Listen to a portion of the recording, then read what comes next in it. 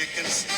They Hello and welcome back to Friday Reads, where we help you find your next read. I'm Jill. And I'm Julie, and we're back at the Kimberly Library today because we are here with our newly hatched chicks. They're in the brooder right behind us, if you can see those cute little furry little guys. And today we thought it would be fun to do some book picks that are chick-lit. So Jill, what's your first pick? My first one is Krista Comes Out of Her Shell by Abby Waxman. Abby Waxman, she's got a few books out, I think. Just when she thought she'd gotten far enough away, a life-changing phone call throws an antisocial scientist back into her least favorite place, the spotlight. A hilarious, insightful new novel by USA best-selling author of The Bookish Life of Nina Hill. We had that one on we here. did that one. After a tumultuous childhood, Krista Little has hidden away, but figuratively and literally, happily studying sea snails in the middle of the Indian Ocean. Krista finds her tranquil existence thrown into chaos when her once famous father, long thought dead after a plane crash, turns out to be alive, well, and ready to make amends. The world goes wild, fascinated by this real-life saga, pinning Krista and her family under the spotlight. And if that weren't enough, her reunion with the old childhood friend reveals an intense physical attraction neither was expecting and both want to act on, if they can just keep a lid on it. When her father's story starts to develop cracks, Krista fears she will lose herself, her potential relationship, and most importantly, any chance of making it back to her snails before they forget her completely. So, Krista comes out of her shell. Just like the chicks coming out of theirs. You picked newer books, and I went back a ways. So my first pick is from our YA collection, and this is Anna and the French Kiss by Stephanie Perkins, and this was published back in 2010, actually.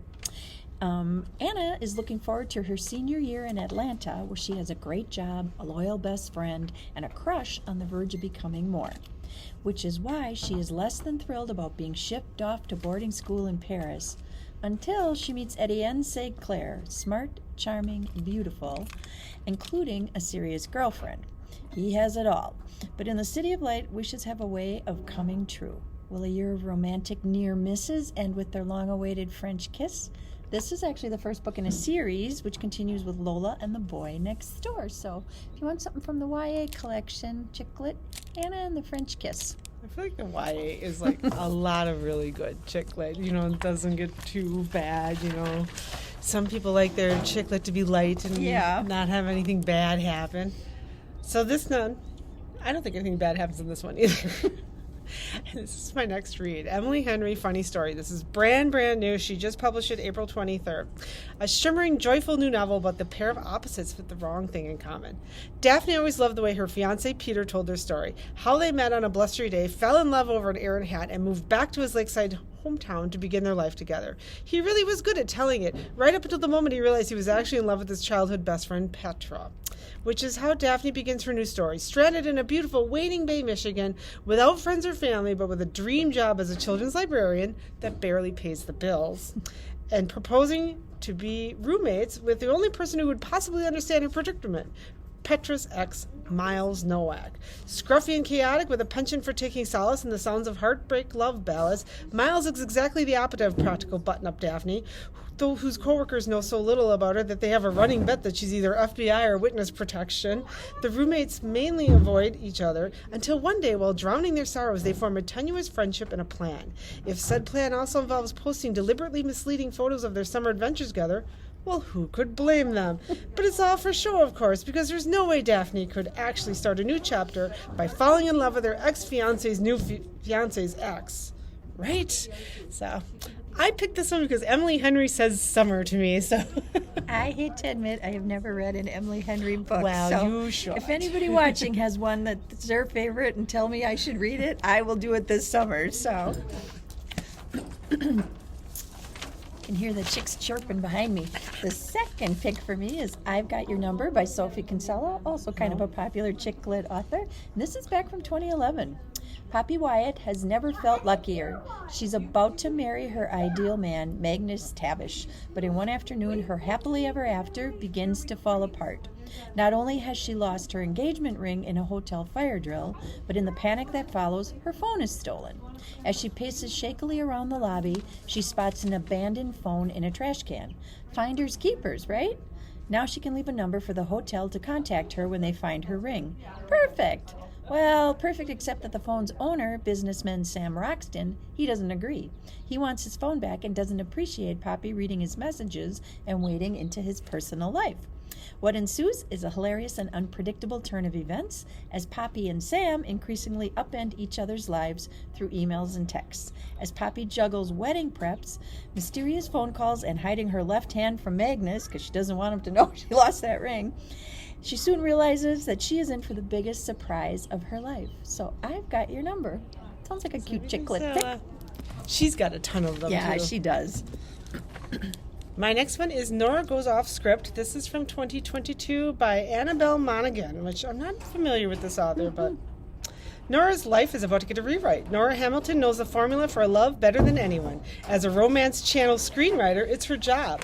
But when her too-good-to-work husband leaves her and her 2 kids, Nora turns her marriage's collapse into cash and writes the best script of her life. No one is more surprised than her when it's picked up for a big screen and set to film on location in her 100-year-old home. When former sexiest man alive Leo Vance is cast as her never-do-well husband, Nora's life will never be the same. The morning after shooting wraps and the crew leaves, Nora finds Leo on her porch with a half-empty bottle of tequila and a proposition. He'll pay $1,000 a day to stay for a week. The extra $7,000 would give Nora a breathing room, but it's the need in his eyes that makes her say yes. 7 days. It's the blink of an eye, or an eternity, depending on how you look at it. Enough time to fall in love, enough time to break your heart. Nora Goes Off Script. A little summer romance for you. My third pick is Beautiful Disaster by Jamie McGuire, also from 2011. The new Abby Abernathy is a good girl. She doesn't drink or swear, and she has the appropriate number of cardigans in her wardrobe.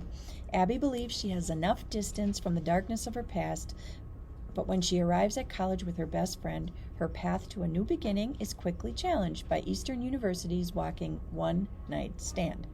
Travis Maddox, lean, cut, and covered in tattoos, is exactly what Abby needs and wants to avoid.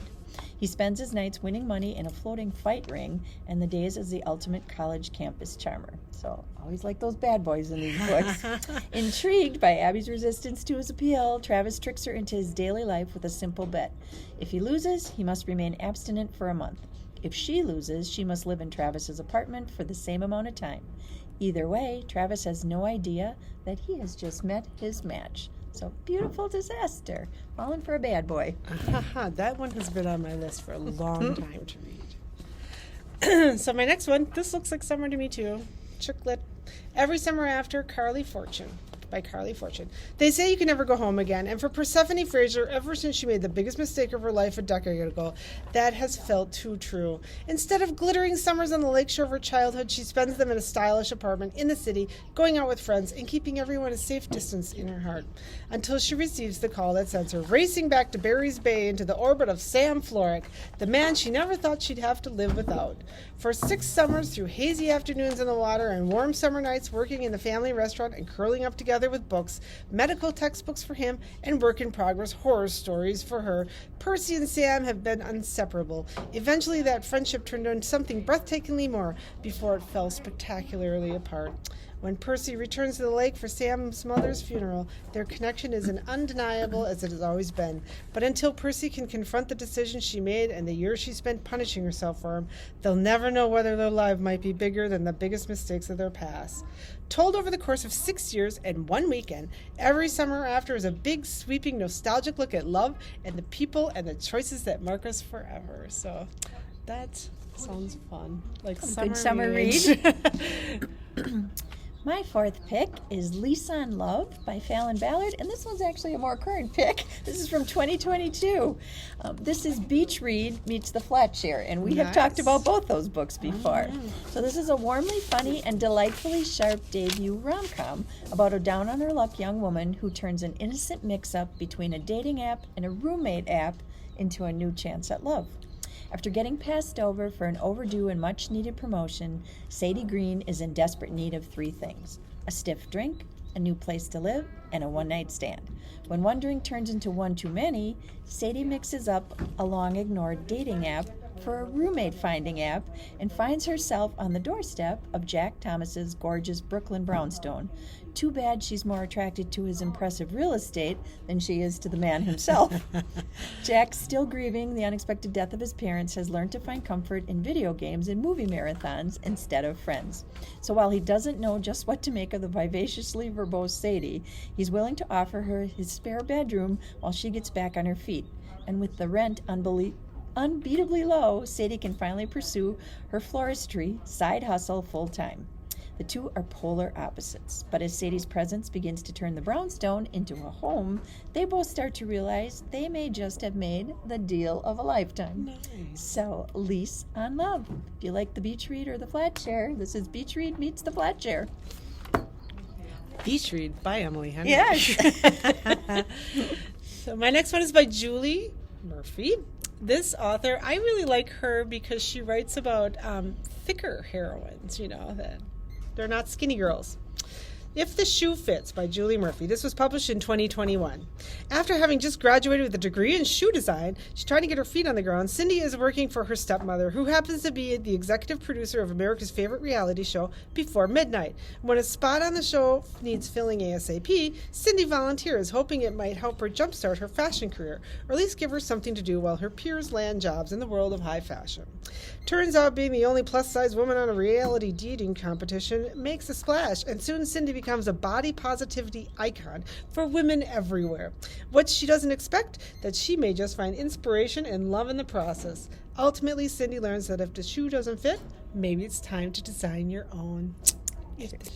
Love that little tagline. That's cute. Is that a series too? I don't think so. It wasn't. Oh yeah, meant to be number one. I was going to say, I thought that was a series. Yes. Well, I started with the YA and I'm ending with the YA, and this is a popular author in the YA section also. This is Sarah Dessen and Once and For All, published back in 2017.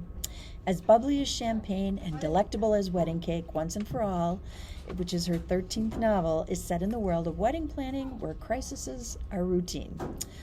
Launa, if I'm saying that correctly, daughter of famed wedding planner Natalie Barrett, has seen every sort of wedding. On the beach, at historic mansions, in fancy hotels and clubs. Perhaps that's why she's cynical about happily ever after endings, especially since her own first love ended tragically. When she meets charming, happy-go-lucky serial dater Ambrose, she holds him at arm's length. But Ambrose isn't about to be discouraged now that he's met the one girl he really wants.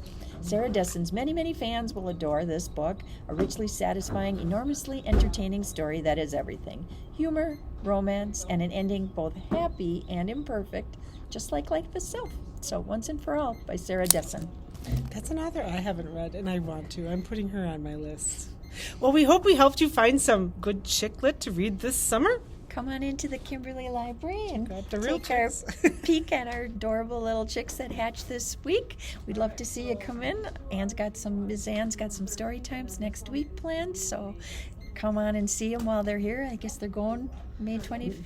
Memorial weekend, they're going home. Memorial Day weekend. They're going home with our director who has a hobby farm. So thank you for watching. We'd love to hear from you. Tell us what you're reading. You can find our videos on our YouTube channel, on our website, and on our Facebook page. And until next time, thanks for watching. Bye. Bye.